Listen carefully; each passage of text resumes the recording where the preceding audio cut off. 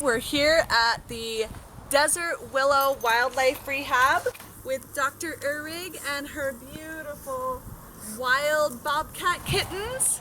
Tell us a little bit about these girls. I know these were the girls that we filmed with. Gosh, what month was that when they were little tiny? It was back before Christmas. It was last year, wasn't it? Yeah. We knew that it was going to be a spring release with these guys, but we were hoping they were going to be more wild. I know. Yeah. Tell us a little bit about these girls and just whatever it is you'd like to share. Well, these girls came in as very young kittens. Their eyes were open, but they weren't yet focusing. Unfortunately, they stayed really tame in spite of our efforts to try to keep them wild. And in that situation, it can have a pretty negative outcome.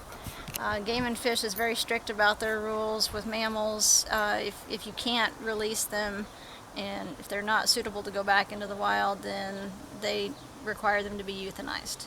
Wow. Alternatively, if there is a suitable location for them to go to be in an educational program or a zoo, sometimes in rare circumstances we've got that opportunity to place them in a situation like that. And we were very fortunate at this time that the Living Desert Zoo and Gardens here in Carlsbad is in need of bobcats. Nice.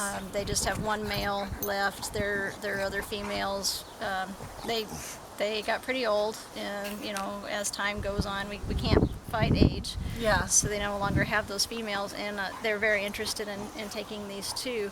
The other really cool thing about our zoo is that the wildlife coordinator up there is kind of a point person for zoos all around the country, and they have a network. So if they're looking for a particular type of animal in a zoo, they communicate with each other about those needs. Oh, nice. And so if we have something come up that is not releasable, I contact our coordinator here. She checks with the other zoos all around the country to see if anybody needs that particular type of animal. And so if they're accustomed to living in captivity, used to being around people, and we have an opportunity to place them in a safe educational facility, then it's a great chance to do so.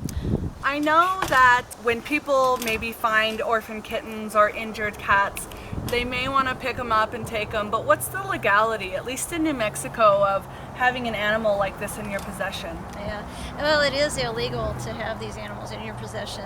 There are some animals that are not protected by the game and fish laws, but they're very few, and you need to really examine those laws before you try to keep something in captivity. Bobcats, for sure. A lot of the fur-bearing species are illegal to keep as pets, and for good reason. Right. It's really not a safe thing for the animal or people. Would you recommend to somebody that had a question just to contact their local fish and game office? Yes. Yeah, because they're going to have the most current, up-to-date rules and regulations, so that if anything changes, you're going to get the most current information out there. Right. Awesome. I know a lot of times when people find these little kittens, they think, oh, I'm going to hand raise it and keep it as a pet, and they end up needing to move or relocate the animal, and sometimes it kind of winds up being a death sentence, and especially if Fish and Game gets involved or it needs to be relocated, and that's unfortunate for the animals. It is. A lot of people don't realize how difficult it is to raise these animals. They're cute and cuddly when they're little, but then when they become mature, they can be dangerous. Mm-hmm. And many people don't realize how strong they are, what it takes to keep them contained, how to properly raise them healthy, make sure they're getting the right diet, the right type of enclosure. There's a lot of different things that go into raising these guys correctly. And it certainly can be a death sentence for these guys if they become tame and something happens as they mature. They can attack people, they can attack other animals, and of course it can lead to some pretty disastrous ends, and we want to avoid that with these guys. We're very limited right now what we can rehabilitate mammal wise with Game and Fish because of the high risk of rabies also. Oh wow. We still are on the lookout for rabies in the state. There was a fox that was diagnosed with rabies in Lincoln County recently. Oh. And last year we had some skunks in Carlsbad that were positive for rabies, and so we still at this point, Game and Fish doesn't really want us to try to rehabilitate high-risk animals, and rightfully so.